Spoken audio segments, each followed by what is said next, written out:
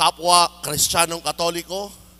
Ngayon po ay unang o ikaapat na Sabado sa buwan ng Agosto at meron na naman tayong pagpapatuloy ng ating pagpapalalim sa katuruan at doktrina ng Simbahang Katolika. Kaya naman bago natin simulan ang ating pag-aaral, simulan natin ng panalangin. In the name of the Father, and of the Son, and of the Holy Spirit. Amen. Hail Mary, full of grace, the Lord is with you. Blessed are you among women, and blessed is the fruit of thy womb, Jesus. Holy Mary, Mother of God, pray for us sinners, now and at the hour of our death. Amen. In the name of the Father, the Son, the Holy Spirit. Amen. So muli po, magandang gabi sa inyong lahat na sumusubaybay sa dalawang beses sa ating Parish Doctrinal Formation. So siguro naman nakita nyo na ang ating tema para sa gabing ito ay ang 7 sakramento ng simbahan. Kung tutusin mga kapatid, napakalawak ng temang ito. Kaya hindi natin siya makukuha ng lahat ng sakramento ay papasadahan natin ngayong gabi. Hindi ganoon. Kung hindi, this topic will be an overview. Maunawaan ano ang meron sa 7 sakramento na kung saan ang mga sakramentong ito may tinatawag na pundasyon. Anong pagkapare-pareho sa kanila, saan nagmula ito, anong kailangan para masabi mong sakramento iyon. So, yan ang ating magiging tema ngayong gabi. The sacraments in general. Kaya, katulad ng ating nakagawian, kapag tayo ay nagtuturo ng doktrina ng simbahan, ang ating gamit ay wala nang iba kundi ang mismong katesismo. And this time we will give importance to the compendium of the Catechism of the Catholic Church. Ito yung lagom ng katesismo ng Simbahang Katolika. Kung mapapansin nyo at marahil sa mga hindi pa nakakaalam, ang katesismo ng Simbahang Katolika ay may kakapala na libro. Makapal na libro. Kaya ang iba hirap para mabasa ito, matapos ito. Kaya naman, para sa mga ordinaryong Katoliko, naglabas pa ang simbahan ng mas, sabihin natin, pinaikli, at nilagyan ng, sabihin natin doon na pinaikli, pinabuod, Hindi mo naman sabing summary lang siya, kundi sa pamagitan nito, magsilbi ng gabay na mapadali ang pag-aaral ng mismong doktrina ng simbahan, lalong-lalo na sa karamihang laiko na gustong mabasa at least magkaroon ng basic na kaalaman tungkol sa mismong katuruan ng simbahan. So para sa ngayong gabi, let us give focus on question number 224 from the compendium of the Catechism of the Catholic Church. Anong katanungan doon? Itong nakalagay. Point 224. What are the sacrament and which are they? Ano ang mga sakramento at ano ito? Ano-ano ang mga ito? Itong sagot ng kompendiyo. The sacraments instituted by Christ and entrusted to the Church are efficacious signs of grace perceptible to senses. Through them, divine life is bestowed upon us. And then, the compendium would enumerate, there are 7 sacraments. Baptism, confirmation, Holy Eucharist, and penance. Added to it is the anointing of the sick, holy orders, and matrimony. Ngayon, sa tanong na ito ng katesismo, mapapansin nyo, what are the sacraments? Doon pa lamang sa simpleng tanong, ano ang mga sakramento? Binibigyan kaagad tayo ng ideya na magiging sakramento ang isang sakramento kung ano. Una, it should be instituted by Christ. Ibig sabihin, mismong si Kristo ang nagtatag. Mismong si Kristo ang may gusto. Mismong si Kristo ang may gawa nito. Hindi gawa ng tao, hindi nagawa ng sino man, kung hindi si Jesus lamang. Ikalawa, ang sakramento ay ipinagkatiwala sa simbahan, no? Entrusted to the church. Kaya doon pa lamang, no? Alam mo, entrusted to the church. Sa madaling sabi, ang mga sakramento ay makukuha mo lamang sa simbahan, no? Sa simbahan, hindi kung saan-saan man. Kaya nga, kapag pinag-uusapan ito, hindi nawawala yung pag-uusap na, Father, kasal na po kami kay Mayor. Kasal na kami sa huwes. Bakit pa kami magpapakasal sa simbahan? Parehong kasal naman yon. Now, tanda natin, ang kasal kay Mayor, ang kasal sa huwes, o ang tinatawag nating civil marriage is not a sacrament. For us Christians, for us Catholics, when we enter into that union of husband and wife, we should enter into a sacrament that we call matrimony. So dahil hindi sakramento iyon, in the eyes of God, in the eyes of the church, no? Technically, we are not married. No? So, dun pa lamang, ito ang pagkakaiba. Bakit? Kasi ang sakramento, hindi mo makukuha sa gobyerno. Ang sakramento, hindi mo makukuha sa kahit anumang institusyon at organisasyon. Ang sakramento ay makukuha mo lamang mula sa simbahan. So yun ang dalawa agad na binigay sa atin na palatandaan. Bakit sakramento? Una, instituted by Christ. Ikalawa, entrusted to the church. Ikatlo, nakalagay dito, are efficacious signs of grace.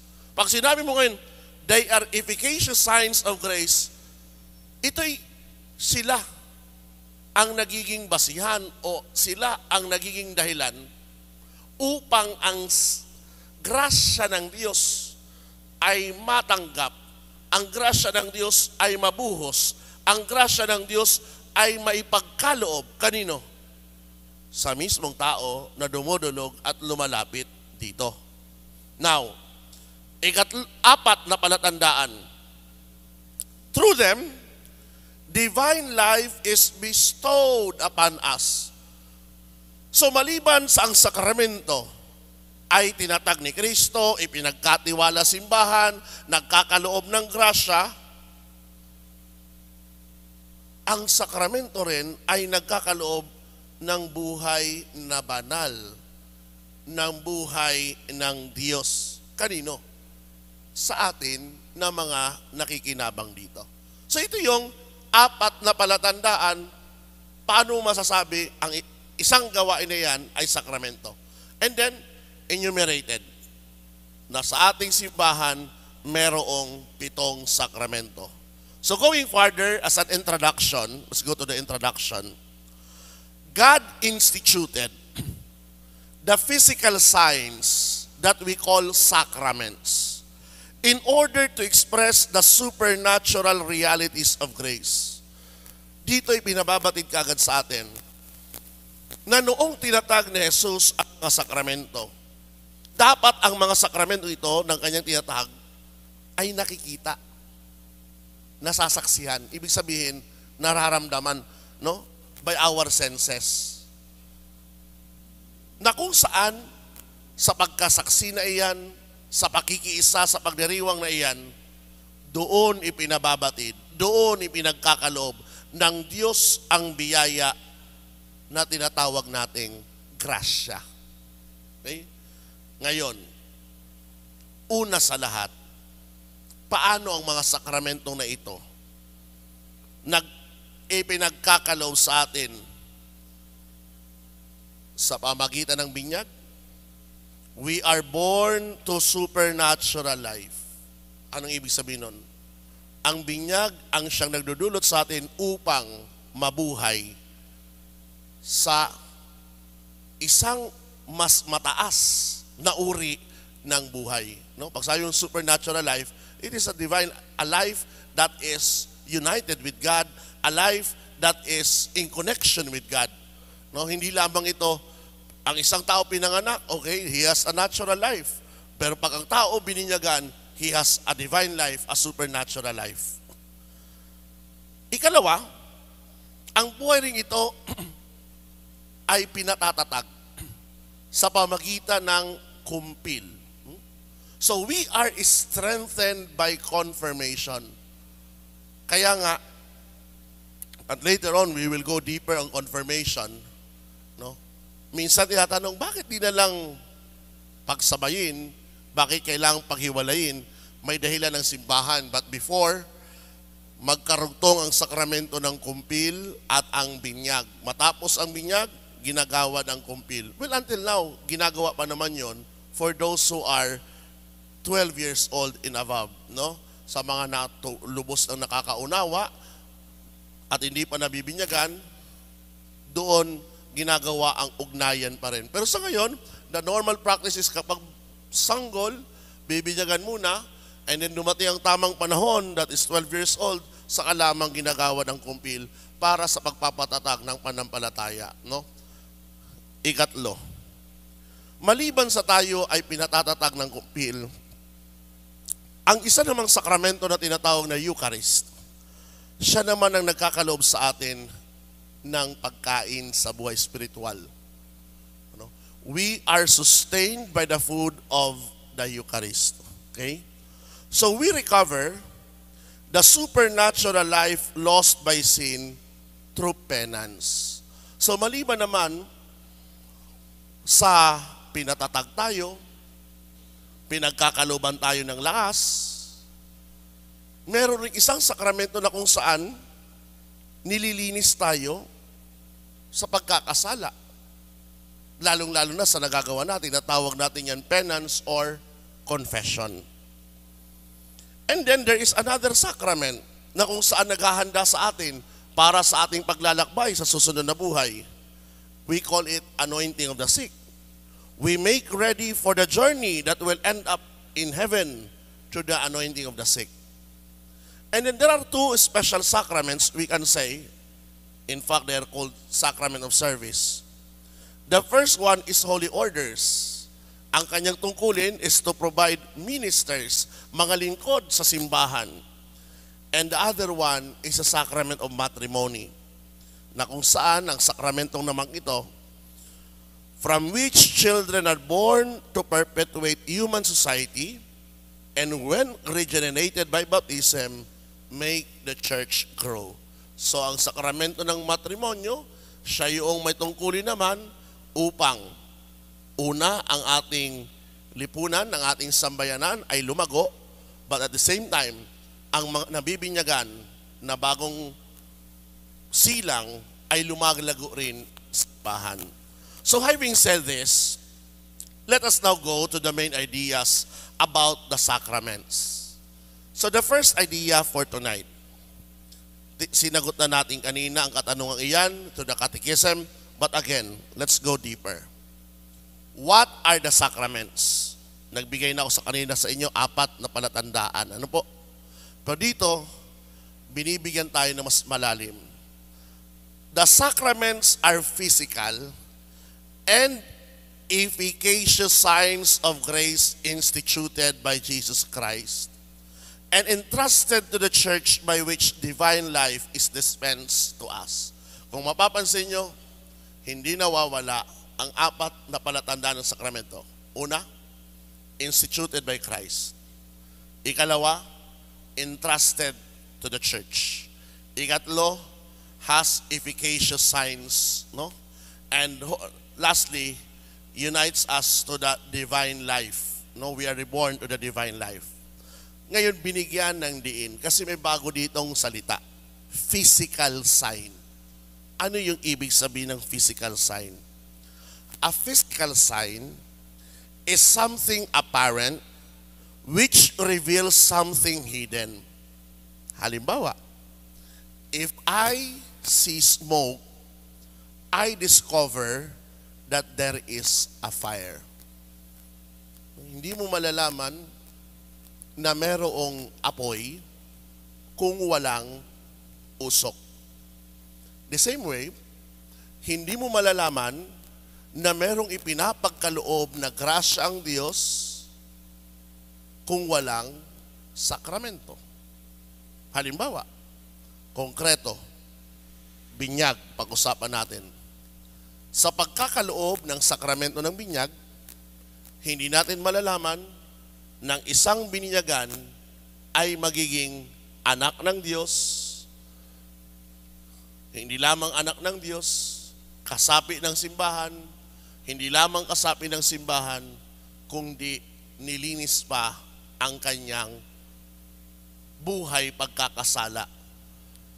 Be it personal sin or original sin. No? Kasi binabanggit ko yan dahil sa binyag, kapag sanggol pa lamang, nalilinis ang kanilang original sin. Pero kapag ang bibinyagan ay may edad na, hindi lamang nililinis ang original sin, pati mga personal sin nila natatanggal. So dalawa yon.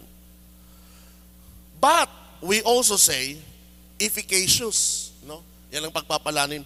Anong sinasabi na efficacious sign? Dito, pinapaliwanag, because the sacrament not only signifies but also produces grace. Now, going back to the example, smoke only points to the existence of fire, but does not produce fire itself. Tinuturo niya lang kung nasaan ang apoy, pero ang usok ay hindi siyang nagbibigay mismo ng apoy. Ganun din ang sakramento.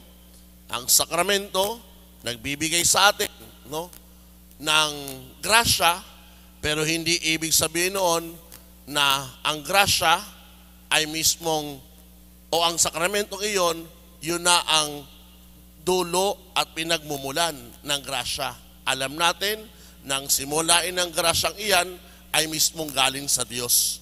Naging daanan lang ng Diyos o naging daanan ng grasya ang sakramento na nagmumula mismo sa Diyos. Kaya natatanggap natin ang grasyang ito, thanks be to the sacraments. No? I remember, masingit ko lang dito, nang pinapaliwanag ito ni Bishop San Diego sa isa niyang talk sa mga katikista.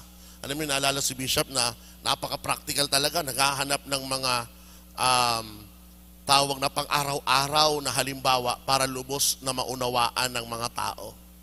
Sabi niya, ang mga sakramento ay parang gripo yan, parang gripo, no? Gripo. So sabihin mo, sa isang tubo, sa bawat gilid ng tubo, nilagyan ng mga gripo, 7 gripo. Ang tubig, ang siyang grasya. Ang pinagmumula ng tubig, ang siyang Diyos. So kapag para matanggap ang grasya, bubuksan mo yung gripo. Pero habang nakasaradong gripo, walang tubig na aagos. The same way, habang hindi mo tinatanggap ang mga sakramento, walang grasya na dadaloy at pupunta sa iyo. So ganun po yun. Okay? Kaya siya efficacious sign. Physical, at the same time efficacious. Main idea, number 2. Why were the sacraments instituted? So narinig natin na isang palatandaan ng sakramento, ito ay itinatag. Ngayon ang tanong, bakit itinatag ni Jesus ang mga sakramento? May dahilan ba para itatag ito? Ito ngayon ang laman ng ikalawang ideya. Christ wanted to adapt Himself to our nature, bestowing divine grace on us through the material things we use, so that it would be easier for us to receive these gifts. Tandaan at alalahanin natin. Si Jesus bilang Diyos, nagkatawang tao. He took human flesh. Kumuha siya ng mismong laman ng tao bilang Diyos. So mula sa pagkakuha na iyan, ginamit niya rin ang mga bagay-bagay na nandito sa mundo upang ano? Ang makalangit, ang makadiyos, ang mga banal na biyayang iyan mula sa Kanya ay may pagkakaloob niya sa tao. Kaya, the humanity of Christ is the instrument united His divinity used to carry out the redemption of mankind. In the same way, the sacraments are the instruments separated from His divinity through which God sanctifies us, adapting us Himself to our nature and understanding. Para ngayon, ang buhay na banal ay magkaroon ng ugnayan sa buhay natin bilang mga tao. Mismong si Jesus ninais na itatag ang mga sakramentong ito upang tayo na tao magkaroon ng ugnayan sa Diyos at ang Diyos magkaroon ng ugnayan para sa ating mga tao. Kung paano, yan sinasabi saan dito, na si Jesus, magamang Diyos, kumuha ng pagkatao natin para siya magkaroon ng ugnayan sa atin. The same way, ginagamit ng Diyos ang mga bagay-bagay sa paligid natin upang mapanatili ang ugnayan na iyan ng Diyos at ng tao. So sa mga naling sabi, it was the initiative always of God na tayo ay magkaroon ng pagkakaisa sa Kanya. Kaya nga, alam niyo po, habang tayo ay natututo, dapat hindi lang tayo natututo, kundi napapagnilay na talaga ang Diyos ang siyang unang gumagawa ng hakbang para sa ating kaligtasan, para sa ating kabutihan. Kaya ang tungkulin natin bilang mga nakikinabang ito, pahalagahan. Ang tungkulin natin bilang nakikinabang dito, gamitin. Dahil sa huli, para yan sa ating kabutihan. At huwag makalimot na magpasalamat palagi sa ginagawa ng Diyos na paglapit sa atin. Ikatlo, sa mga main ideas. Jesus Christ instituted the 7 sacraments. All sacraments have been instituted by Jesus. Kaya itong maganda palagi na maalala nyo. No? If there is one of the most important point na maalala nyo ngayong gabi, ang mga sakramento tinatag mismo ni Jesus. Bakit? Dahil makakaharap at makakaharap talaga kayo ng mga kapatid natin na bibilang sa ibang pananampalataya. Anong sinasabi? Ang katuruan nila ay gawa-gawa lamang yan ng simbahan. Kaya nga mga sakramento may bayad riyan pag inyong pinuntahan. Alam mo, minsan nakakalungkot, no? Parang mas marunong pa ang mga nagpapaliwanag na ito sa ibang sekta na hindi naman sila kasapi ng simbahan. Unang-una, ang sakramento hindi gawa ng simbahan. Hindi gawa ng Santo Papa, hindi gawa ng mga obispo, at lalong-lalo na hindi gawa ng mga pare at mga reliyoso. Ito mismo ay gawa ni Jesus para sa ating kapakinabangan. Na kung saan, alam natin, si Jesus bilang Diyos at ang Diyos pinagmumula ng grasya, isa lang ang nais ni Jesus. Magkaroon tayo ng buhay ugnayan sa Kanya. Isipin nyo, kapag wala ang sakramento, anong buhay ugnayan natin meron tayo sa Kanya? Dahil ako'y nakatitiyak, ang isang tao kapag hindi nakatanggap, unang-una, kahit ng sakramento ng binyag, hirap ang taong iyan magdasal personal sa Diyos. Yung tinatawag na ugnayan. Ang taong iyang hirap manatili na na makipag-ugnayan personal sa Diyos dahil wala yung binyag. Pero kapag naroon na ang pagnanais pa lamang, yung sinasabi ng mga ama ng simbahan, nandun yung desire. Unti-unti na, binubuhos ng Diyos ang biyaya. Hanggang sa araw na mabinyagan, ang nagnanais na iyan, ibubuhos ng Diyos. Kaya doon, binubuhos rin ang buhay ng banal sa isang tao. Minsan nakakalungkot lang, alam nyo, bakit? Marami sa ating mga Kristiyanong Katoliko, mga magulang, nagpapabinyag ng kanilang mga anak, sinasamahan ng kanilang mga anak na makatanggap ng First Communion, sinasamahan ng kanilang mga anak mapalista at makatanggap ng kumpil. Pero at the end of those great celebrations, para bang, anak, nabinyagan ka na, nakapag First Communion ka na, nakumpil ka na, hindi nila alam, ano ngayon? Ang ano ngayon na yun ay, you should be constantly living in unity with God. At yun ang nakakalungkot. Kasi marami hindi natutuklasan yan. Kayo mismo makare-realize na pag nilagay mo yung sarili sa pagdarasal, nga no, bininyagan ako dati, kinumpilan ako dati, nag-First Communion ako dati, so ano ngayon? We only realize it, katulad ngayon, na tayo ay nag-aaral ng ating panampalataya. Pero noong binibigay yan sa atin ng katesismo, ng mga katekista, para bang pasok dito, labas doon, and we do not care. Kayang iba, masabi natin, nakakalungkot na, no? Pero parang hilaw ang pagiging Katoliko, ang pagiging Kristiyano. Dahil wala yung ugnayan kay Jesus. Nakakaalala lang kay Jesus, nakakaalala lang sa buhay ng Diyos kapag may kailangan. Pag walang kailangan, hindi rin dudulog sa Diyos. Yan ang nakakalungkot. So, sabi ko nga, merong 7 sakramento.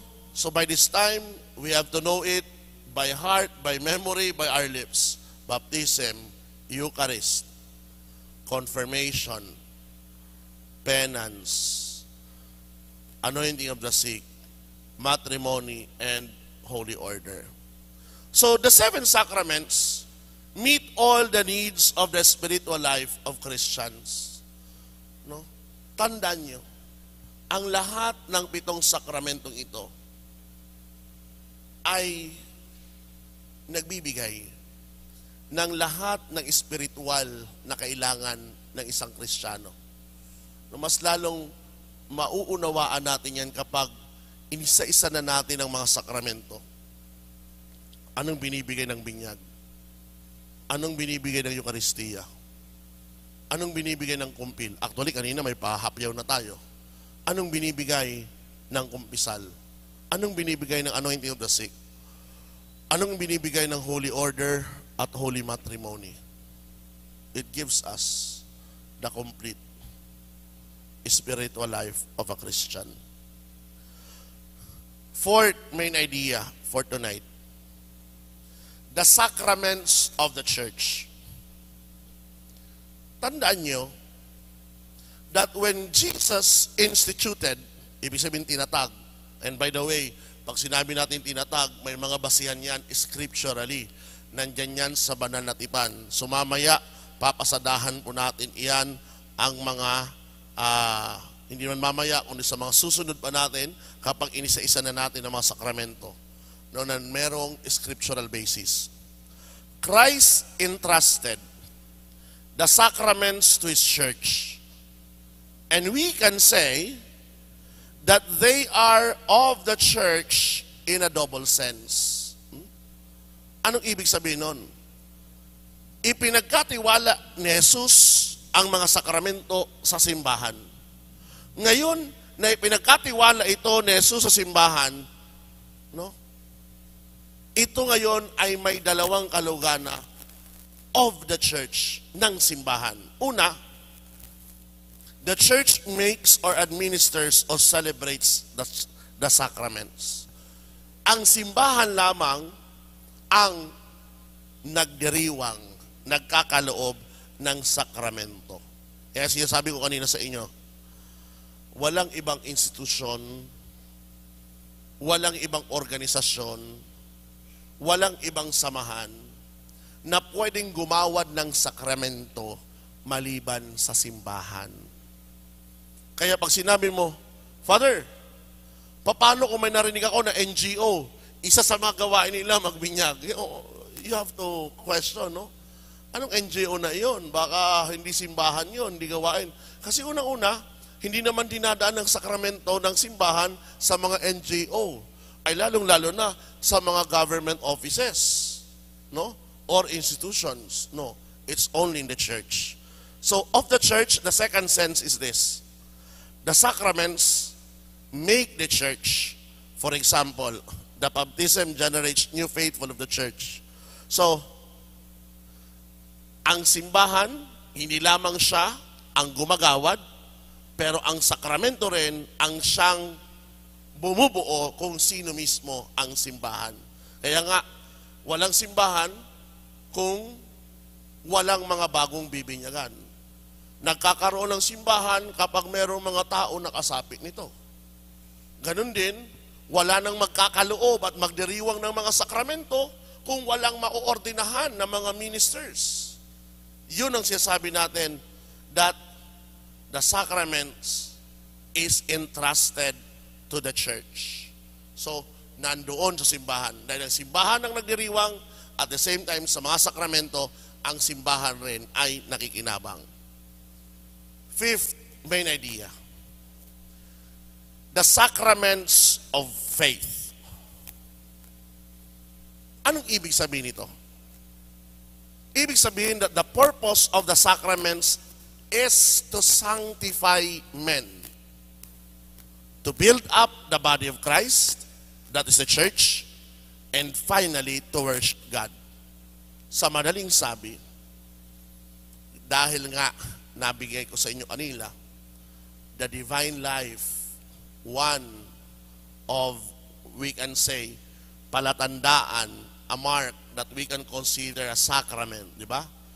Instituted, entrusted, efficacious sign, divine life. Ang purpose ng sakramento ay ito. Ang pabanalin ang tao. Kaya, the more we value the sacrament, the more we regularly receive, especially those sacraments that we can repeatedly, na pwede natin paulit-ulit matanggap, then, it is for our own benefit, it is for our own good, para sa ating kapakinabangan iyon. Kaya, dito sasabi sa atin, to sanctify men, pabanalin ang sangkatauhan. Pero sa gawain ng pagpapabanal na iyan, pinatitibay rin natin ang mismong katawan ni Kristo. Dahil bawat isa sa atin nakasapi ng simbahan, we form the mystical body of Christ. Pero sa sakramento rito, at the end, ang gusto natin ay maidangal, maipuri, no? Sambahin ng Diyos. And when we talk also of the sacraments of faith, we have to remember that in so far as they are signs, they also have teaching dimension. Maliban sa ito ay nagdudulot, no, ng palatandaan, nagtataglay ng palatandaan, ito rin ay nagbibigay ng katuruan. In what way? They not only presuppose faith, but also strengthen it. Hindi lamang sakramento, no, ay nagkakaloob ng panampalataya, kundi pinapatitibay rin ang panampalatayang iyan. No, itong sa ano nga, strengthen it, nourish it, and express it through words in action. Kaya dito, dahil pala ang sakramento ay naipapahayag ng salita, ng gawain, nakapagdudulot, ng lakas, ng tibay, kaya siya tinatawag ngayon, the sacraments of faith. Okay? Number 6, main ideas.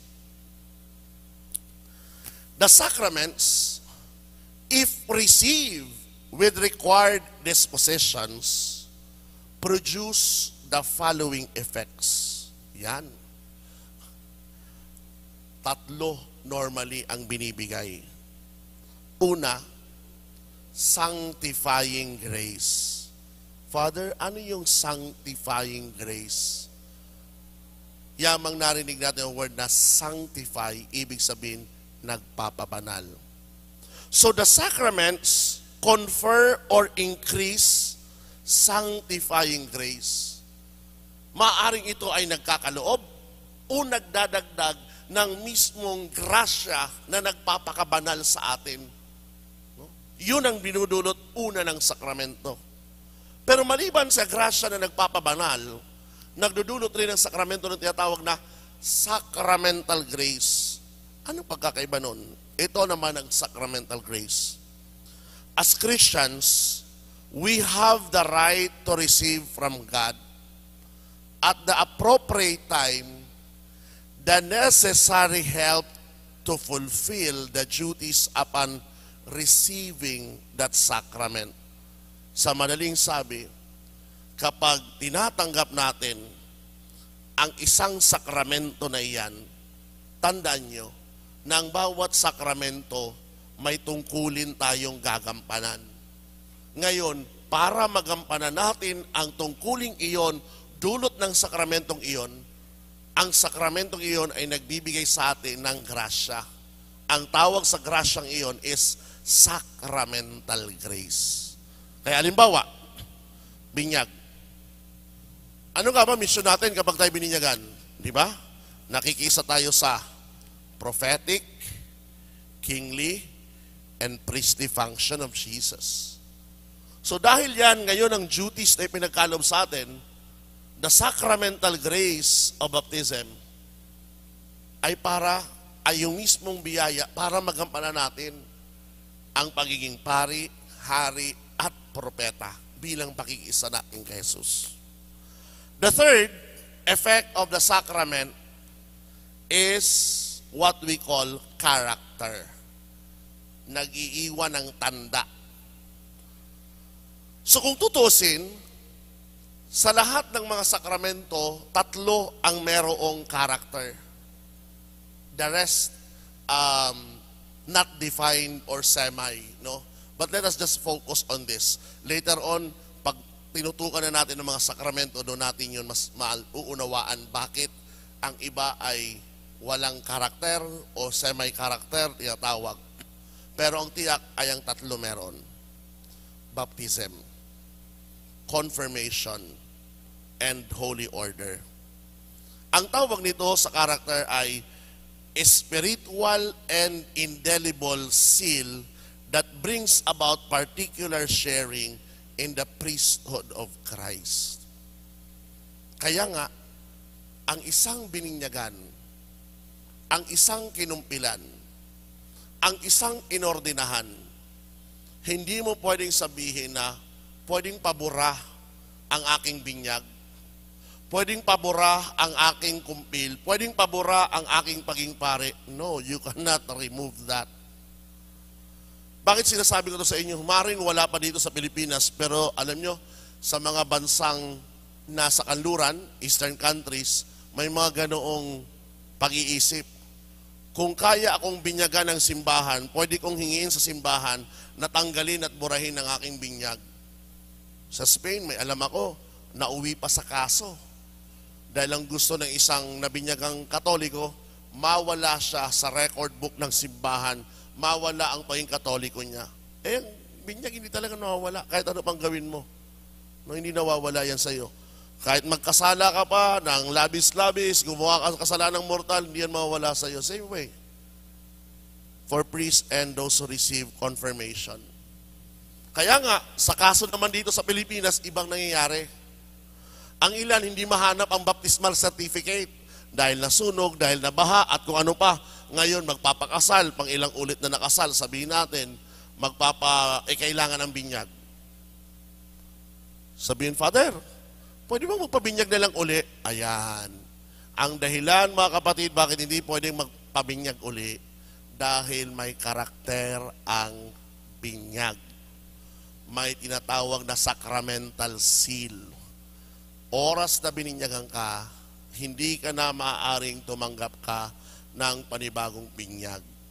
The same way, kahit lumipat ka ng ibang relihiyon na makiyaw ka na, ako may kilala akong ganun, na makiyaw ng relihiyon, ng Jehovah, ng Mormon, ng Iglesia, may kilala akong ganun, na makiyaw. Nang huli, sagot, Father, balik na ako simbahan, pwede bang magpabinyag uli? Sabi ko, no. Hindi ka maaaring magpabinyag na kasi nabinyagan ka na kahit na makiyaw ka na ng ibang relihiyon. Ito lang ang gagawin mo for your conversion, returning to the Catholic Church. Binigyan ko siya ng listahan na dapat niyang gawin isa-isa.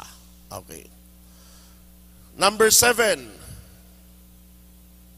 What does the sacrament consist of? So ang sakramento, nasabi na natin, instituted, entrusted, efficacious sign, divine life.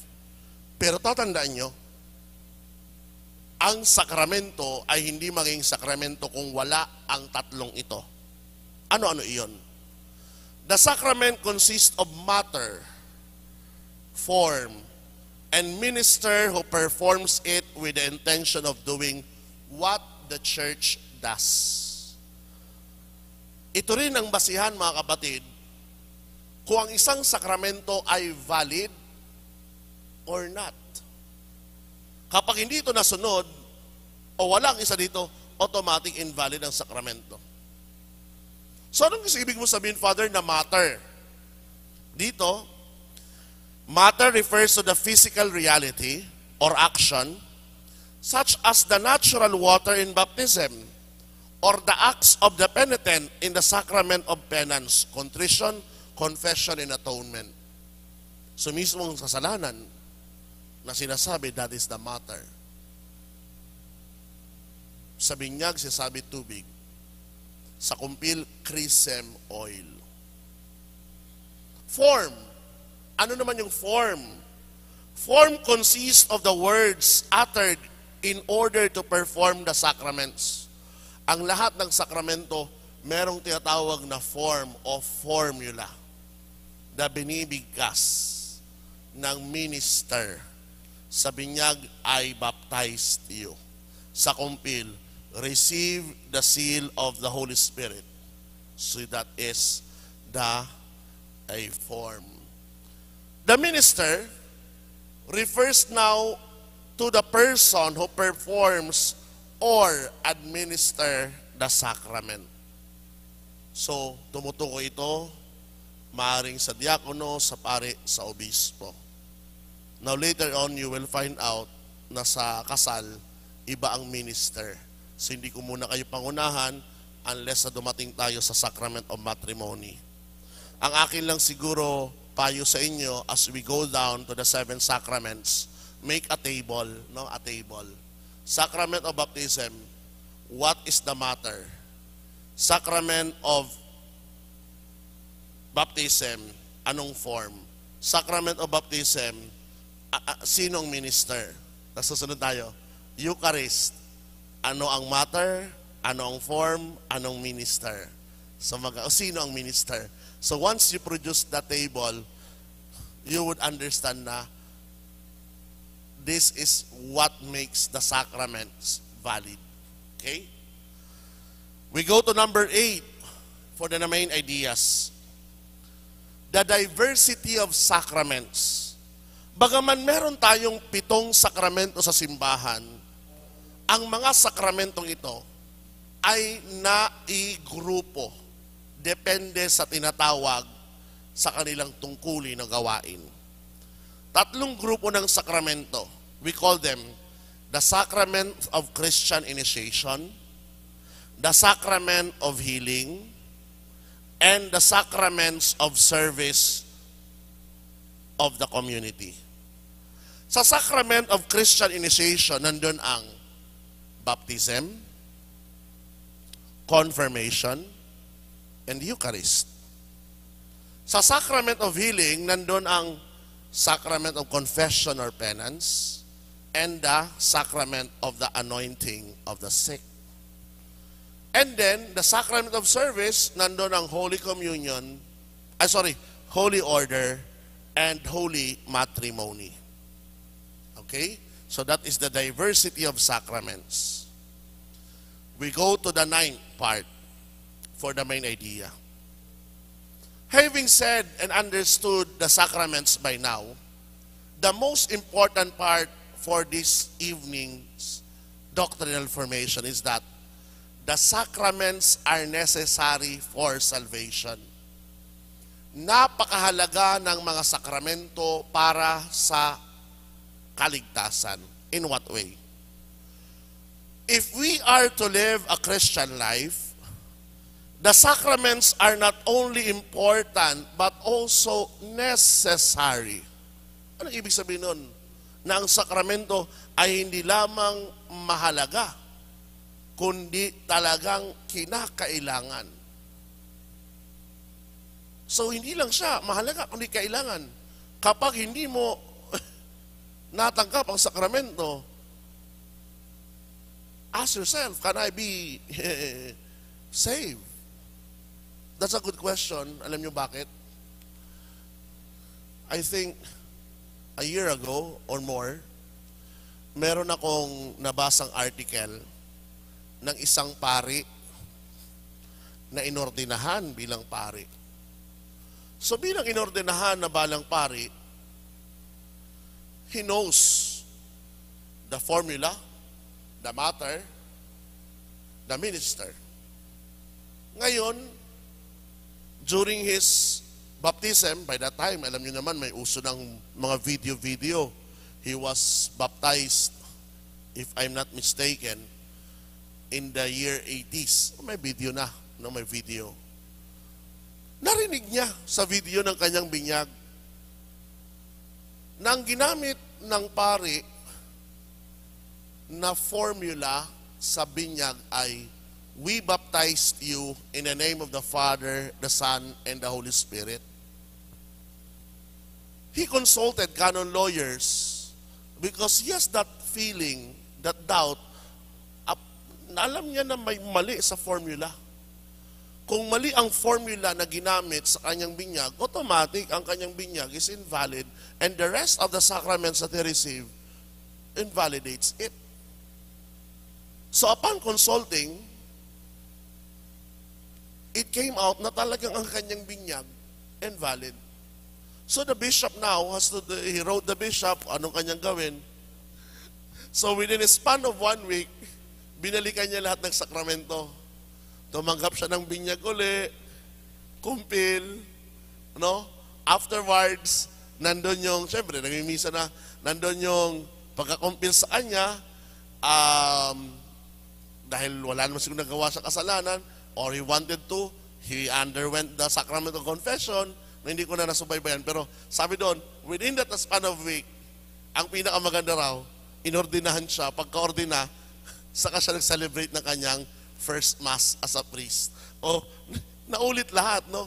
Kasi sa isang maling pangyayari. Kaya, ganun kahalaga ang tinatawag na mga sakramento for our salvation.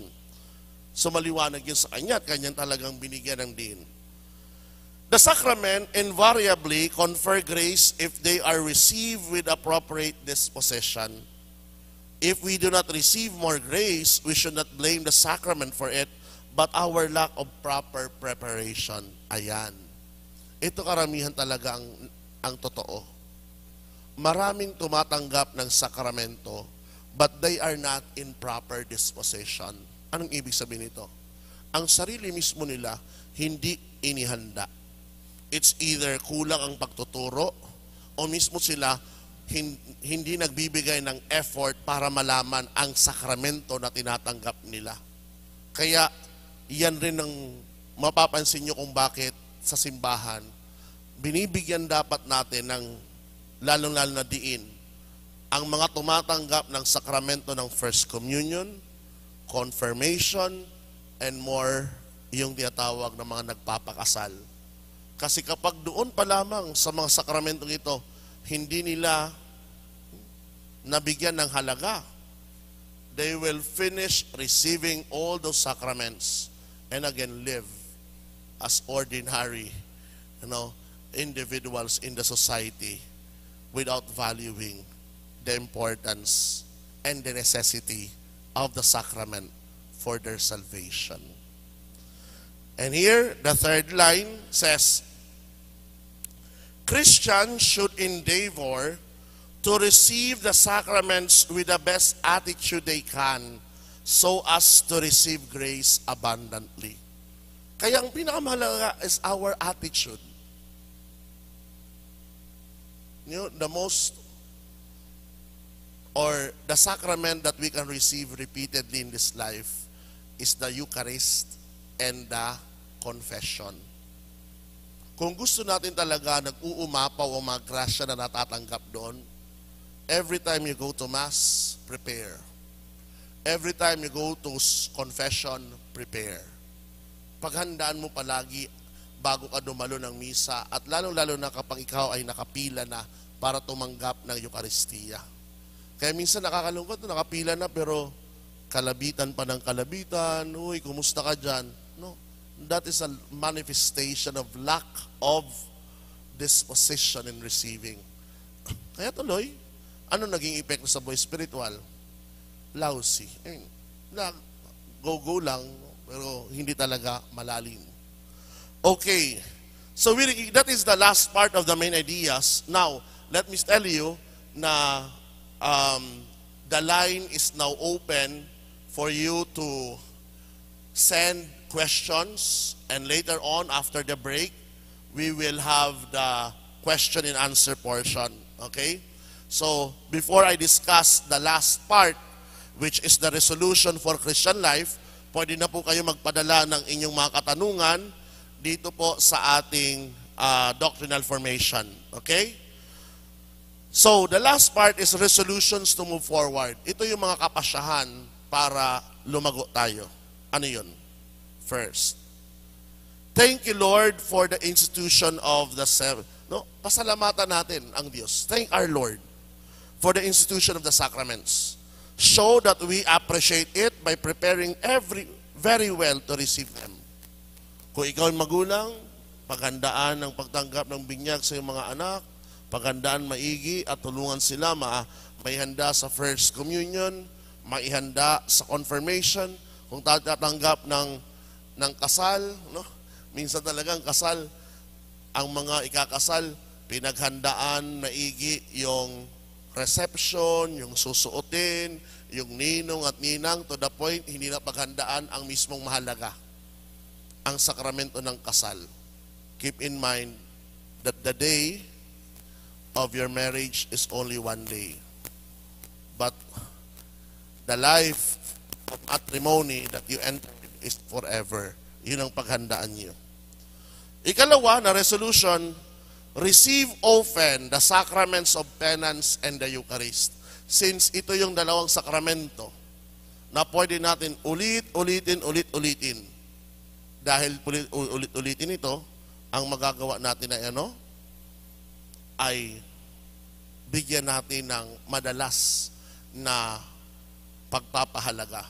Kaya pag tinanong ako, how often do you have to receive the Eucharist? Kung kaya niyong araw-araw dumalo ng misa, why not? How often do I have to go to the sacrament of confession? Para sa ilan, gumagawa every week. Ang ilan, twice a month. Ang iba, once a month. I think that is the frequency na maganda na gawin. Pero pag sinabi mo once a year ka lang, o once in a blue moon pag kailangan mo, from that, I'll not judge you, but maybe, examine yourself, once in a blue moon ka lang ba nagkakasala? Okay?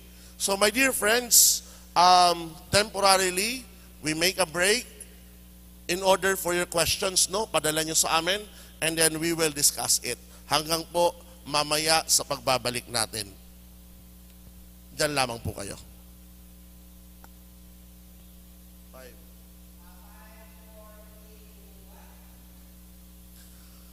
Okay, maraming salamat po sa inyong pag-aantay. Tayo po ay nagbabalik para tugunan ang katanungan na pumasok sa atin ngayon.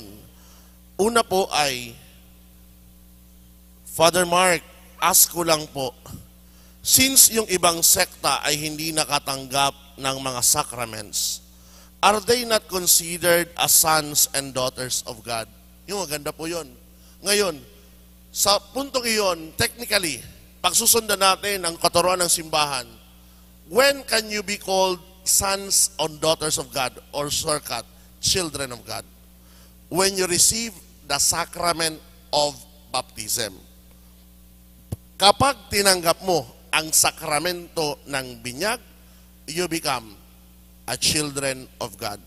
Tanong, paano po ang ibang sekta? Depende. Kasi ang sagot doon, may mga sekta kung saan bahagi sila ng simbahan in a sense that they have their minister is a valid minister but illicitly ordained. Ganon din, their formula is valid and their matter used in the sacrament of baptism is water. Kapag nandoon present ito, then their baptism is valid. Okay? Valid. Kaya nga, ang simbahang katolika, kapag tayo ay tatanggap ng First Communion or confirmation, may mga kaso talaga na pinabinyagan sa ibang sekta. Now, it is our duty as parish priest, salain ito kung saan dito yung mga validly baptized children. Kapag hindi validly baptized, doon inaano natin, inuulit. It's either ang minister ay hindi validly ordained or ang formula na gamit hindi validly used or maaaring hindi tubig ang ginamit. Pero sabi ko sa inyo, doon sa validity, napakahalaga. Okay? So, nakasalalay po doon kung ang sakramento ay valid or hindi. Okay? Now, next question. Father Mark, good evening po. Paano po yung mga tumanda na sila pero hindi nabinyagan dahil yung mga magulang ay lumipat sa ibang sekta? Hanggang sa nag-asawa, ikinasal, nagkaanak, nauna pang nabinyagan ang mga anak kaysa kanyang mga magulang. Paano yung pagbigla na lang kunin ni Lord? Saan po mapupunta? Very good.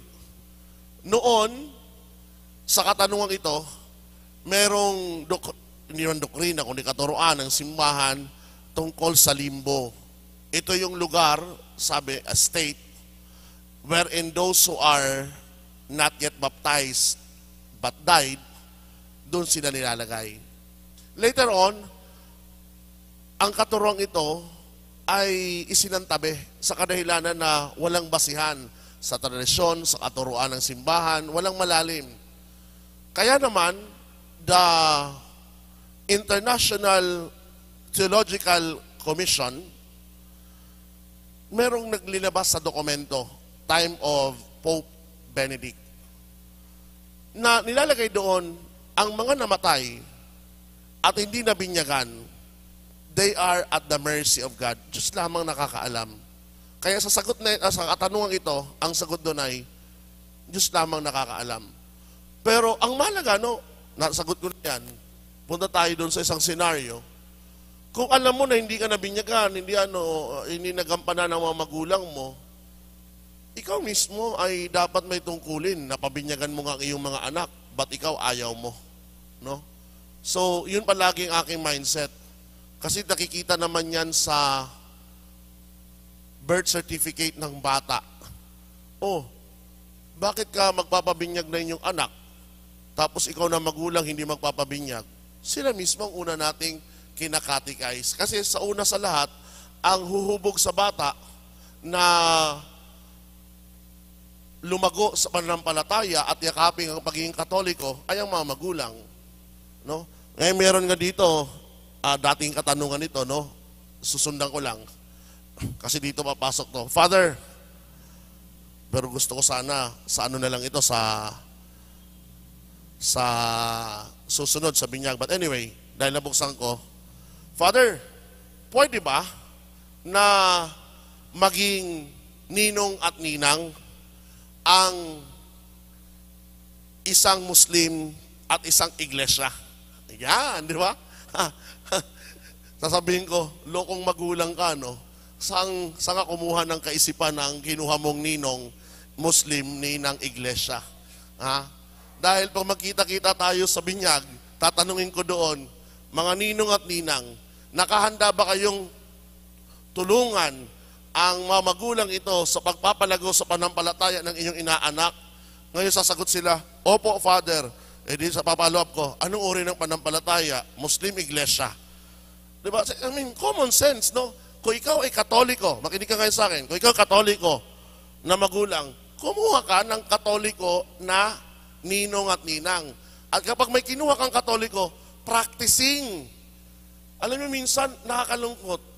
Kukuha ng ninong at ninang, paramihan. One time talaga, pag marami, at ginaganahan po ako na talagang magbigay pa ng homily, kasi marami, chance mo yan mag-catechize, iikot ako, ninang, dasalin mo nga ang ama namin.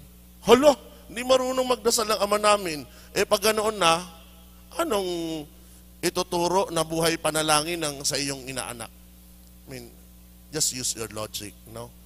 Logic na ang anak mo ay dapat lumago sa panampalataya.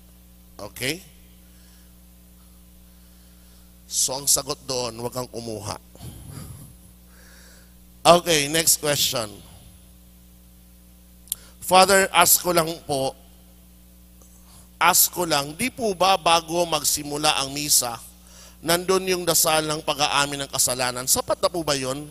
Linggo-linggo po namin nagsisimba, bukod pa po doon, nagsisisi naman sa paggawang kasalanan bago matulog. Gaano po ba kahalaga ang pagkukumpisal ng sa pari? Okay, kapag ang kasalanan mo lang po is venial sin, sapat na po yun.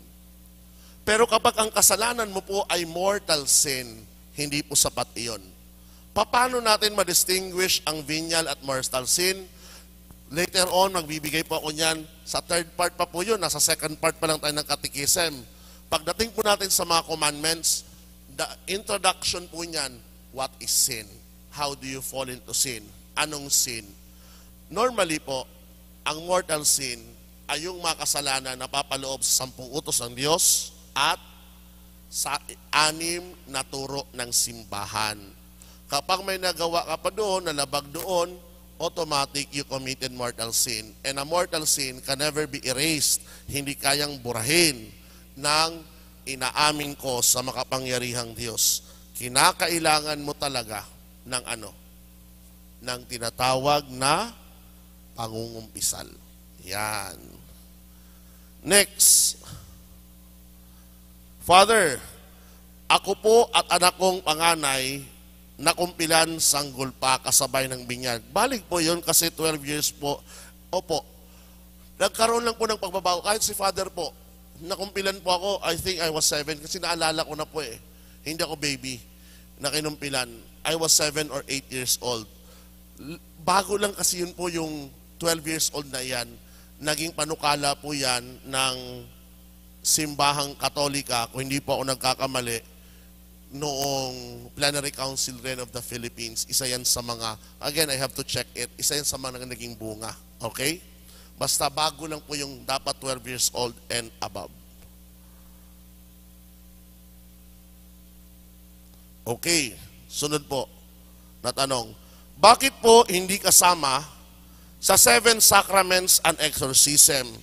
Di po ba lagi pong nagpapalaya si Kristo ng demonyo as part of person's healing? Ayun, ang ganda po ng tanong. O nga naman, Father, bakit hindi na lang sinama ang exorcismo sa 7 sacraments? Ganito po yun. Ang exorcism, the intention is to liberate a person from demonic possession. The purpose of the sacraments is to unite you to the divine life of Christ. Nakuha po?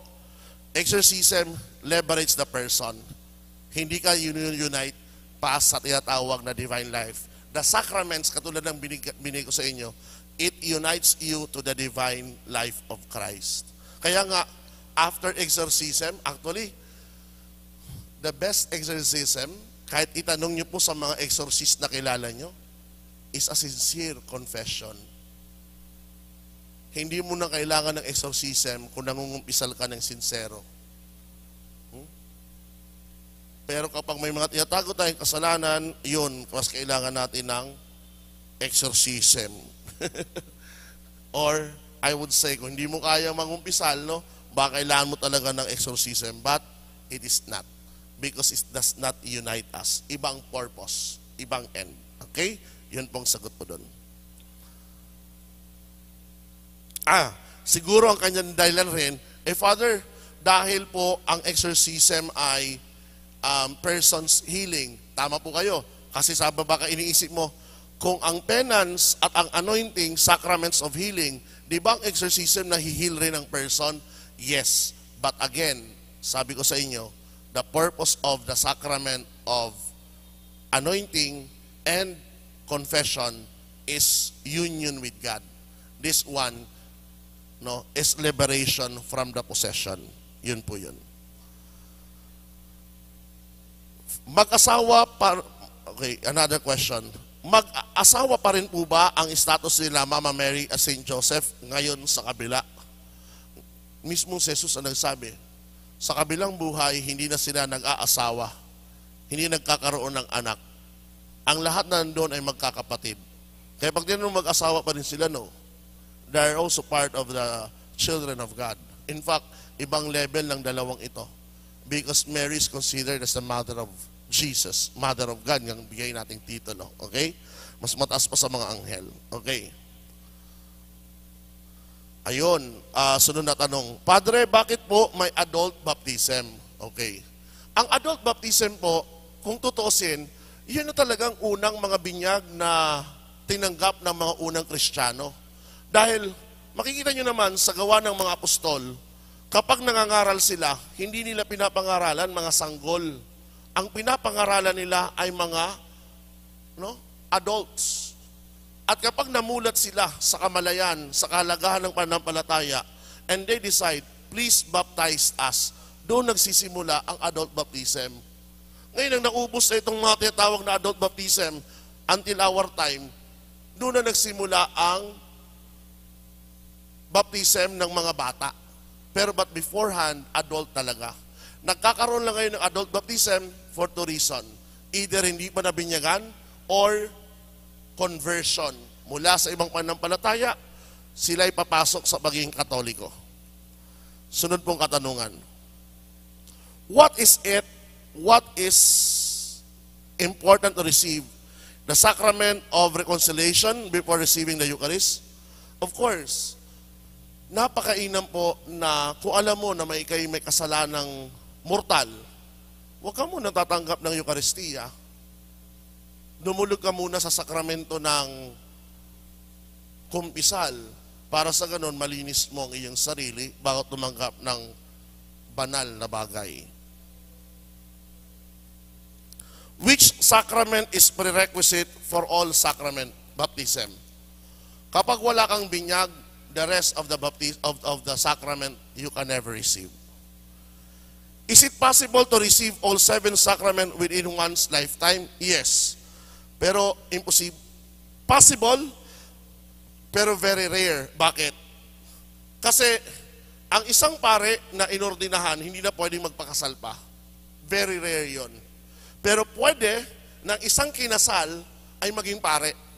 Meron nga sa Antipolo lately lang. Nakalimutan ko pangalan ng pare nila, no? So, nag-decide siya na maging pare.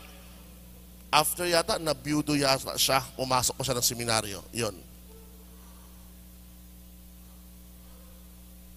Valid po ang magpakasal sa Aglipayan priest. Thank you. Sabi ko nga po sa inyo, anong validity ng kasal? 3. Una, yung tinatawag na formula. Pangalawa, yung matter.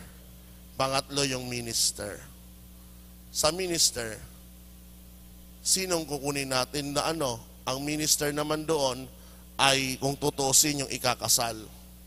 Pero kung ikaw ay Katoliko, alam mo namang Katoliko ka, bakit ka magpapakasal sa Aglipayan? Okay? In fact, ito na may nagsabi sa akin isang abogado. Sabi niya, Father, nasa batas na Kapag, please lawyers, you can correct me, no? Kasi nadinig ko lang ito sasabi ng isang abogado sa akin. Kapag ang isang tao ay Katoliko, dapat ikasal siya sa kanyang panampalataya. Hindi siya maaaring ikasal sa ibang panampalataya. Bakit? Dahil magkaroon rin ng civil implication. Kahit sa civil, maging invalid yun. So please correct me kung tama yon. Pero that came from a friend lawyer. Kaya may mga kaso na madaling ipawalang bisa sa civil kung ang parehong Katoliko ay nagpakasal sa hindi nilang minister. Yun po yun. Yung po bang bingi, pipi at bulag, exempted po ba sila sa sacrament of penance? Depende. Depende. Bakit? Kasi sa tao na bingi lang siya, bingi. Normally ang bingi, pipi yun. Pero nakakakita. Nakakabasa. Ginagawa po doon, hindi ka makipag-usap sa kanya. Kundi ako mismo may nakahanda kong flashcard. Sa flashcard, sabihin nakabasa doon, basahin mo. No? Basahin mo. Nakakalagay doon ang instruction ko. Sumayo ang Panginoon. O siyang sasagot na isulat niya. Sumaiyo rin. Tapos yung sasabihin sa niya, o kailan ang uli mong kumpisal, sasagutin niya yun ng sulat. So naka-flashcard siya. Hanggang sa, okay, anong mga kasalanan nais mong hinang tawad sa Diyos? Isusulat niya ngayon sa akin. So dahil nakakakita siya, babasahin ko. Tapos, hinihingi mo na ba lahat ng tawad dito mga kasalanan mo? Sasagot siya ng opo. Ngayon, bibigyan ko ng payo na pasulat. So hindi kami nagsalita, pero nakapagkumpisal siya. Okay? The same way, pag bulag naman siya, pero nakakarinig, ano yun? Pwede pa rin siyang maumpisal. Ang mahirap po na situation, actually, hindi pipi, bingig, at bulag. Ang mahirap po na situation ay yung tinatawag na mahina ang kanilang grasp sa reality. Ano yun? Halimbawa po, underdeveloped ang brain. No? Ang brain niya, sabihin natin kahit adult na siya, nasa 4 years old, nasa 5 years old. So once he cannot distinguish the reality of the Eucharist, ang sa akin doon, huwag yun ang ipagpumilit mga magulang na tumanggap pa ng komunyon. Kung hindi, okay, turuan nyo, at the same way sa kids, paglapit sa pare, no, di ba, yung mga bata na hindi pa nakapagkomunyon, tinuturuan ng katikista na gumaganoon sila, nag-cross ang kanilang kamay. So that way, alam ng pare na inihahanda sila or hindi pa sila handa, i-bless na lamang ng pare. Kesa naman pa komunyonin natin, but they do not know the reality of communion itself. The same way, nakalapit sila sa pare at turuan natin silang dasal ng spiritual communion na lamang. At the end, pareho po ang effect noon. Okay, next question.